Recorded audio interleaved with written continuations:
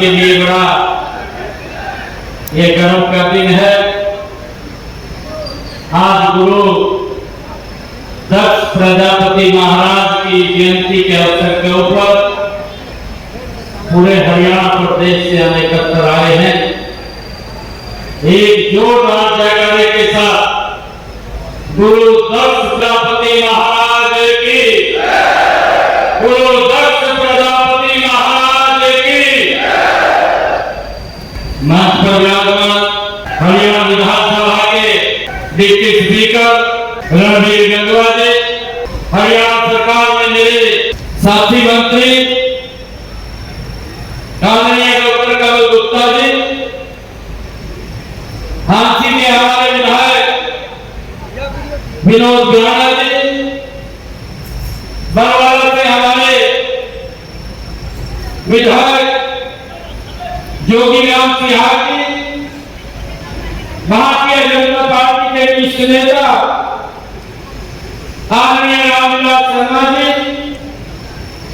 Bharatiya Janata party के वरिष्ठ नेता कैप्टन अभिमन्यु जी, पूर्व राज्यसभा सांसद जनरल डीपी मोदी, प्रदेश ओबीसी मोर्चा के हमारे माननीय अध्यक्ष गणदेव कांबोजी, हमारे भारतीय जनता पार्टी के नेता रणबीर बनिहार जी, पूर्व विधायक वेद नारायण जी, श्रीनिवास गोयल जी, प्रोफेसर सत्यपाल सिंह जी, ईश्वर मालीवाल जी, कैप्टन भूपेंद्र जी, आर.एस. वर्मा जी, सुरेंद्र जी और कृष्ण कुमार जी प्रधान, चंद्रराम जी, नागरमल गुरी जी और हमारे आर्यनगर के सरपंच साहब रतन जी, रामेश्वर प्रजापति, हनुमान प्रजापति, संदीप सिंह जी, दलीप दौलतपुर जी, जिले सिंह जी जाखड़, राम कुमार जी, भीमी खेड़ा, सुरेश तिवारी जी, धर्मवीर बहादुर जी, रामचंद्र गंगवा जी, कृष्ण जी, संदीप प्रजापति, ओपी मालिया जी और हमारे श्यामलाल जांगड़ा जी और मंच पर विराजमान सभी समाज के हमारे प्रमुख नेतागण और आज गुरु दक्ष प्रजापति महाराज के इस जयंती समारोह में हरियाणा प्रदेश के कोने कोने से पधारे मेरे बहुत ही मान और सम्मान के योग मेरे बुजुर्ग मातृशक्ति, आप सबको दोनों हाथ जोड़ करके सिर नवा करके प्रणाम करता हूँ। आप सबका दिल से धन्यवाद करता हूँ। मैं धन्यवाद करता हूँ आप सबका कि आज गुरु दक्ष प्रजापति जी महाराज के इस जयंती समारोह के अवसर के ऊपर आप सबकी तरफ से रणबीर गंगवा जी ने ये सम्मान की पगड़ी सर के ऊपर रखी है। मैं आज आप लोगों को एक विश्वास दिलाता हूं कि सम्मान को कभी भी कम नहीं होने दूंगा। आप लोगों के सम्मान को बढ़ाने के लिए काम करूंगा।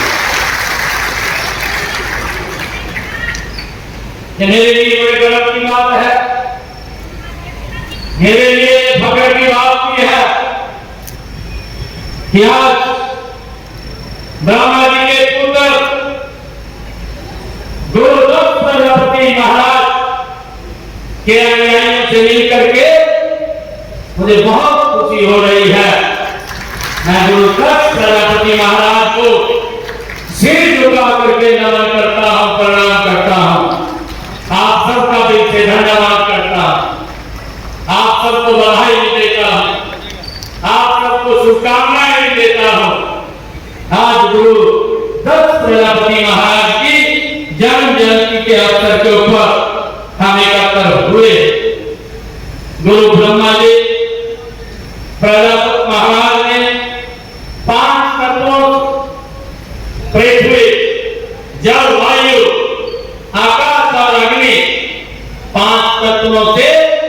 इस सृष्टि का निर्माण किया है। ब्रह्मा जी के बेटे 10 प्रजापति जी महाराज ने 5 तत्वों को मिला करके बर्तनों की कलाकारी ये की है। ये हमारे लिए बड़ा गर्व का भाइयों दिन अवसर है। मैं ये भी आज इस अवसर के ऊपर कहना चाहूंगा कि दुनिया में गुरु 10 प्रजापति महाराज से बड़ा कोई भी कलाकार नहीं है। हम जब इतिहास के अंदर जाते हैं, जब देखते हैं तो ये कलाकारी दुनिया में पहली बार अगर किसी के पास आई है, ये कलाकारी ये हमारे पास आई है, हमारे समाज के पास आई है। मुझे इस बात का गर्व है। मिट्टी के बर्तन बनाने का काम करने से पहले गुरु 10 प्रजापति जी महाराज ने तथा मूर्तियां बनाने की कला से हमेशा देश की सभ्यता को, देश की संस्कृति को जोड़ने का अगर किसी ने काम किया है तो वो गुरु 10 प्रजापति जी महाराज ने वो किया है। इसके लिए हम सबको बड़ा गर्व है। मैं देखता हूं अगर हमारे हरियाणा के अंदर ही बात करें, राखीगढ़ी और बनवारी, ये 2 ऐसे स्थान हैं जहां पर हजारों वर्ष पहले भाइयों खुदाई होती है और उस खुदाई से अगर कुछ मिलता है तो भाइयों वो मिट्टी के बर्तन और जिनके ऊपर कलाकारी भाइयों अंकित है, वो बर्तन हजारों वर्ष पहले भी वो कलाकारी हमारे पास है।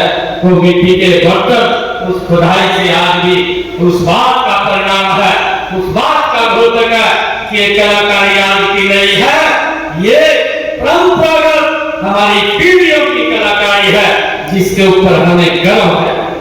मुझे ये भी बताते हुए बड़ा गर्व हो रहा है कि बर्तनों पर उस समय की हुई चित्रकारी इस बात को भी अंकित करती है कि उस समय समाज की आर्थिक दशा क्या थी उसका भी अंदाजा उस राखीगढ़ी से 5000 वर्ष पहले भाइयों, हजारों वर्ष पहले खुदाई के अंदर जब वो बर्तन मिलते हैं तो उससे हमें पता चलता है। मुझे ये भी खुशी है कि चाक के आविष्कार से इसकी कला को बढ़ावा मिला। ये हमारी संस्कृति में है, हमारे संस्कारों में है।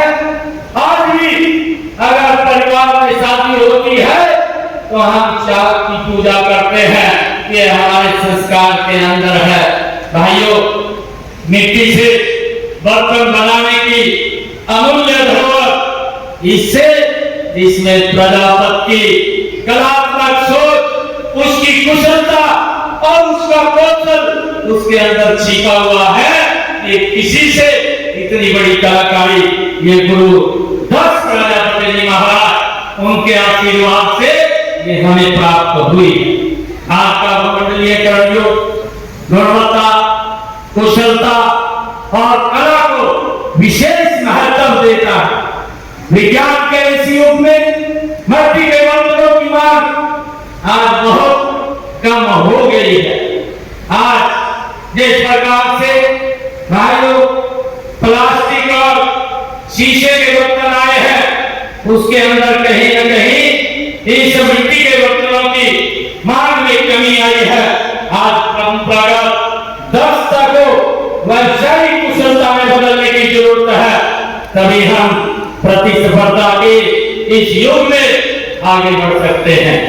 मिट्टी के बर्तन व सजावट की वस्तुएं बनाने के लिए परंपरागत तरीकों के साथ नई तकनीकों का इस्तेमाल किया जाना चाहिए। मेरा आग्रह है प्रजापति समाज के कि मिट्टी के सजावट वाले बर्तन भी बनाएं जिसकी विदेशों में बहुत मांग है और उनका निर्यात किया जा सकता है। इसके उत्थान व कल्याण के लिए अधिक योजनाएं चलाई जा रही हैं। प्रजापति महाराज जी जो मुझे ये बताते हुए आप सबके बीच में ये बड़ा गौरव हो रहा है कि गुरु दत्त प्रजापति महाराज जी वो हमारे पिछड़ा समाज से ही आते हैं। सरकार का प्रयास रहा है कि सभी वर्गों के लोगों को आगे बढ़े, सभी का उत्थान हो, सभी को बराबर के हक मिले। इस दिशा में सरकार ने पंडित दीनदयाल उपाध्याय के अंत्योदय के दर्शन के रूप विकास के लाभ उन लोगों तक पहुंचाने के लिए कई ठोस कदम उठाए हैं, जो मिट्टी के कारणों से, जो किन्हीं कारणों से पिछड़ गए थे। मुझे आश्वासन नहीं दिया है, ये हक है हमारे ओबीसी समाज का, इसको पूरा करना ये मेरी सरकार का दायित्व है। हम इसको पूरा करेंगे, बैकलॉग को इसको खाली नहीं रहने देंगे। भाइयों, मुझे एक खुशी है आप सबको बताते हुए कि वर्ष 2022 में पंचायती राज संस्थाओं ने जो 8% का प्रतिनिधित्व दिया, इसके कारण हमारे अति पिछड़ा समाज के लोगों को भाइयों राजनीति के अंदर एक कदम बढ़ाने का अवसर मिला है। जिस अवसर को लंबे समय तक वो देख रहे थे, अवसर नहीं मिलता था और किसी न किसी कारण उनके हक को दबाया जाता था, परंतु आज इस सरकार के अंदर उनके हकों को मजबूती से आगे बढ़ाने का काम यह हमारी सरकार कर रही है। मुझे ये भी खुशी है, लंबे समय से कांग्रेस के लोग इस बात की भाइयों विरोध करते थे कि ओबीसी समाज को उसके हक नहीं मिलने चाहिए। लंबे समय से चाहे काका कलेक्टर की रिपोर्ट हो, चाहे मंडल कमीशन की रिपोर्ट हो, और चाहे नरेंद्र मोदी जी 2018 के अंदर जब ये ओबीसी आयोग का बिल लेकर के आए, भाइयों कांग्रेस की मंशा वो स्पष्ट जाहिर होती थी। उन्होंने काका कलेक्टर की रिपोर्ट का विरोध किया कि ओबीसी को हक नहीं मिलने चाहिए। उन्होंने मंडल कमीशन की रिपोर्ट का विरोध किया कि ओबीसी को हक नहीं मिलने चाहिए। उन्होंने भाइयों मोदी जी अगर बिल लेकर के आते हैं, कांग्रेस ने उसका भी विरोध किया कि उनको ये हक नहीं मिलने चाहिए। परंतु आप सबका आशीर्वाद वो नरेंद्र मोदी जी के साथ था। नरेंद्र मोदी जी उस बात को अडिग थे कि अधिकार मेरे ओबीसी समाज को मिलने चाहिए, और उनको आईना दिखाने का काम किया कि 27% का आरक्षण अगर देने का काम किसी ने किया है तो नरेंद्र मोदी ने दिया है। और भाइयों ओबीसी आयोग का गठन करने का काम ये पहली बार ये हमारी सरकार ने किया है। भाइयों ओबीसी का गठन ये खाली गठन नहीं है। आज मुझे बताते हुए इस ओबीसी आयोग के गठन से उसको संवैधानिक शक्तियां दी गई। आज हमारे बेटों को भाइयों सैनिक स्कूल हो, नवोदय विद्यालय हो, केंद्रीय विद्यालय हो, एमबीबीएस की सीटें हो, नीट की परीक्षा हो, मेरे ओबीसी समाज के बच्चों को आज 27% का लाभ मिल रहा है। ये लाभ देने का काम अगर किसी ने किया, ये भारत मां के नाम नरेंद्र मोदी ने किया, जिसका विरोध लगातार कांग्रेस पार्टी करती रही है। कांग्रेस ने हमेशा ओबीसी को एक वोट बैंक के रूप में इस्तेमाल किया है। आज कांग्रेस के अंदर बापू बेटा रह गए और कोई नहीं है भाइयों। और अब आप लोग देखेंगे कि अभी जब अक्टूबर का चुनाव आएगा, ये बापू बेटा ही दिखाई देंगे, ये और कोई दिखाई नहीं देगा। इनको ओबीसी दिखाई नहीं देता, ये तो अपने लिए ही काम करते हैं। भाइयों, मैं आज ये भूपेंद्र हुड्डा और राहुल गांधी से कहना चाहूंगा कि आप हर बार झूठ बोलते हैं, झूठ बोल करके लोगों को गुमराह करते हैं। मैं आज दोनों से एक क्वेश्चन पूछना चाहता हूं कि आज नरेंद्र मोदी जी ने एक गरीब बेटे को, पिछड़े समाज के बेटे को हरियाणा के मुखिया के रूप में जिम्मेवारी दी है। भाइयों, मैं उनसे आज इनसे ये बात पूछना चाहता हूं, इस बात का जवाब इनको देना होगा, ये कांग्रेस के लोगों को देना होगा जो लंबे समय तक भाइयों किसी के अधिकारों को उनका हनन करते रहे, उनके अधिकारों को दबाते रहे। भाइयों, भूपेंद्र सिंह हुड्डा, आप राहुल गांधी को भी जाकर के पूछ ले कि क्या कांग्रेस पार्टी भी ओबीसी को आगे बढ़ाने का काम करेगी? ये पूछ ले आप। तो नरेंद्र मोदी जी ने एक गरीब बेटे को, ओबीसी समाज के बेटे को भाइयों आपके बीच में से उठा करके प्रदेश के मुखिया के सीट के ऊपर उठाने का काम किया है। भाई मैं आज उसको पूछना चाहता हूँ कि आप इसको बताने का काम करें। आप हिसाब मांगने हैं आज हरियाणा के अंदर घूम घूम करके आप हिसाब करने का काम करें। जो आपने शोषण आपने ऐसी समाज का किया है, आपने बीसी समाज का किया है, आप उनका हिसाब करने का काम करें। लंबे समय तक आपकी सरकार देश के अंदर और प्रदेश के अंदर रही है, आपने क्या क्या काम वो किए हैं उसके बारे में भी बताने का काम करें। भाइयों, मुझे आप लोगों को बताते हुए ये बड़ी खुशी हो रही है कि पिछड़े वर्गों को नौकरियों तथा शैक्षणिक संस्थाओं में दाखिलों का जिसका मैंने जिक्र किया है 27% आरक्षण देने के लिए वर्ष में एक अधिनियम हमने बनाया और गरीब के लिए, गरीब के बच्चों के लिए पढ़ाई का खर्च उठाना बहुत मुश्किल होता था। इसलिए पिछड़े वर्गों के 3 लाख रुपए तक वार्षिक आय वाले परिवारों के बच्चों को देश की पढ़ाई के लिए 15,000 रुपए और विदेश में पढ़ने के लिए 20,000 रुपए तक देने का काम ये हमारी सरकार कर रही है। और भाइयों, अगर उनको पढ़ाई के लिए लोन की भी आवश्यकता पड़े तो उस लोन को भी मात्र 4% पिछड़े वर्ग के बच्चों को वार्षिक ब्याज पर देने का काम ये हमारी सरकार कर रही है। प्री मैट्रिक छात्रवृत्ति योजना चाहे अपने पिछड़े वर्ग के 9वीं 10वीं के विद्यार्थियों को 4,000 रुपए वार्षिक शैक्षणिक भत्ता हमारी सरकार के द्वारा दिया जा रहा है। भाइयों, पीएम ये यशस्वी योजना अन्य पिछड़े वर्गों विद्यार्थियों को 5 से लेकर के 20,000 रुपए तक शैक्षणिक भत्ता व ट्यूशन फीस भी प्रदान करने का काम ये हमारी सरकार के द्वारा किया जा रहा है। पोस्ट मैट्रिक छात्रवृत्ति योजना पिछड़े वर्गों के विद्यार्थियों को 160 रुपए से 750 रुपए तक मासिक छात्रवृत्ति देने का काम भी ये हमारी सरकार कर रही है। इसके अतिरिक्त सभी नॉन रिफंडेबल फीस का प्रतिपूर्ति भी की जाती है। अन्य पिछड़े वर्गों के लिए पोस्ट मैट्रिक छात्रवृत्ति योजना के तहत आय सीमा 1.5 लाख से बढ़ा करके 2.5 लाख रुपए करने का काम भी ये हमारी सरकार ने किया। भाइयों, मैं आप लोगों को बताना चाहूंगा कि डॉक्टर भीमराव अंबेडकर मेधावी छात्र संशोधित योजना पिछड़ा वर्ग के विद्यार्थियों को उच्च शिक्षा के लिए 8,000 रुपए वार्षिक तक छात्रवृत्ति दी जाती है। 1,80,000 रुपए से कम आय वाले परिवारों के विद्यार्थियों की 12वीं तक फीस माफ की गई है। ये भी निर्णय हमारी सरकार ने किया है और हमारी सरकार ने बच्चों को मुफ्त पुस्तकें, वर्दी व लेखन सामग्री भी दी जाती है। ऐसे परिवारों की, हमारे जो पिछड़ा वर्गीय परिवारों की बेटियों की कॉलेज और यूनिवर्सिटी की फीस भी माफ करने का निर्णय अगर किसी ने लिया है तो हमारी सरकार ने लिया है। भाई, मुझे इस बात की खुशी।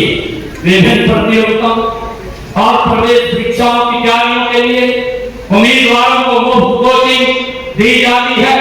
गरीबी का सबसे बड़ा कारण बेरोजगारी है, इसलिए गरीब परिवारों को उनके अनुकूल रोजगार देने का बिना भी अगर किसी ने उठाया है, हमारी सरकार ने उठाया है। मुझे ये खुशी है बताते हुए आज आप लोगों के बीच में कितना शोषण प्रदेश के युवाओं का भी होता था। भाइयों, समाज के लोगों का भी, ये कांग्रेस के लोग करते थे। भाइयों, इनके यहाँ तो पर्चियां लिस्टें बनती थी, तब जाकर के बच्चे को नौकरी लगती थी। गरीब का बेटा तो ये सोच भी नहीं सकता था इनकी सरकार में कि उनको नौकरी लग जाएगी। आज हमारी सरकार के अंदर बिना पर्ची, बिना खर्ची के हरियाणा सरकार में एससीएस अधिकारी लग रहा है। ये सिस्टम का बदलाव अगर किसी ने किया है, ये हमारी सरकार ने किया है। मुझे ये खुशी है कि महिलाओं को भी कारोबार शुरू करने हेतु 2 लाख रुपए का ऋण 5% ब्याज पर पिछड़े वर्ग की हमारी जो बहनें हैं उनको पैरों पे खड़ी हो, उनको देने का कार्य भी अगर किसी ने किया है तो ये हमारी सरकार ने किया है। भाइयों, कंप्यूटर के माध्यम से जो हमारे डाटा एंट्री या कौशल विकास जो सीखना चाहता है, ट्रेनिंग लेना चाहता है, 1 वर्ष का प्रशिक्षण पाठ्यक्रम के माध्यम से हमारी सरकार कर रही है। और प्रशिक्षण के माध्यम से 250 रुपए तक का वजीफा देने का काम भी हमारी सरकार के द्वारा किया जा रहा है।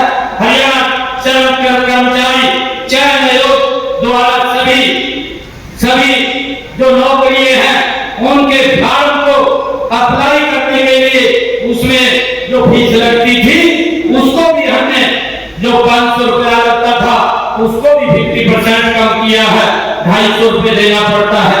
और हमने जो पिछड़ा वर्ग से एक योजना बना करके मुख्यमंत्री अंत्योदय परिवार योजना, इसके माध्यम से जो पिछड़े समाज के परिवार हैं जिनके पास भाइयों काम करने के लिए पैसे का भी अभाव रहता है, ऐसे हरियाणा प्रदेश के अंदर 50,000 लोगों को ऋण दे करके उनको पैरों पे खड़ा करने का काम ये हमारी सरकार ने किया है। पिछड़े वर्गों में आधे से ज्यादा परिवारों को इस योजना के तहत उनको लाभ मिला है।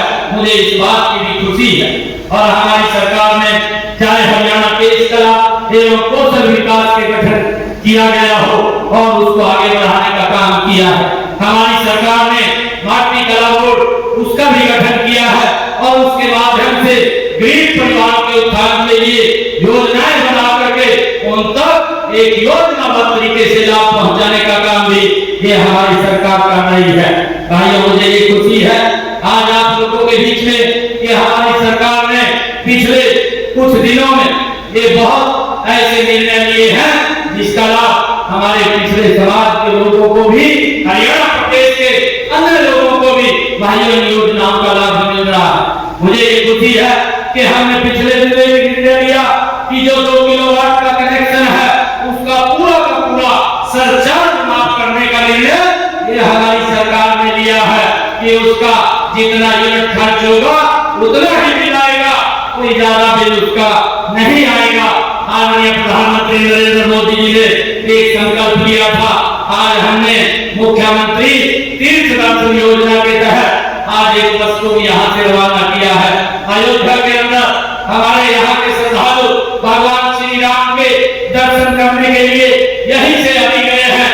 और हमारी ये सोच है कि जो ऐसे हमारे सीनियर सिटीजन हैं, बुजुर्ग हैं, वो अगर किसी तीर्थ धाम की यात्रा करना चाहते हैं तो सरकार निःशुल्क उनको भेजने का काम करती है। सारा का सारा खर्चा वो सरकार उठाती है। आज हमने एक बस को भी यहाँ से रवाना किया है। और आदरणीय प्रधानमंत्री जी ने ये निर्णय लिया था, ये संकल्प लिया था कि जो हमारा गरीब परिवार है जिसकी इनकम 1,80,000 रुपए है उसके छत के ऊपर सोलर पैनल लगाने का काम हमारी सरकार करेगी। हमने पिछले दिनों वो भी निर्णय किया और हमने ये निर्णय किया कि जो सोलर पैनल प्रधानमंत्री सोलर पैनल जो मुफ्त बिजली योजना के तहत हमने 2 किलोवाट का सोलर पैनल लगाने का निर्णय किया है।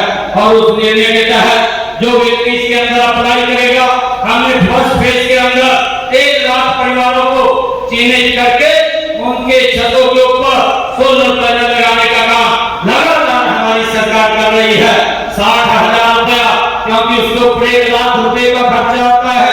60,000 रुपया नरेंद्र मोदी केंद्र की सरकार देती है और 40,000 रुपया हरियाणा की सरकार देती है।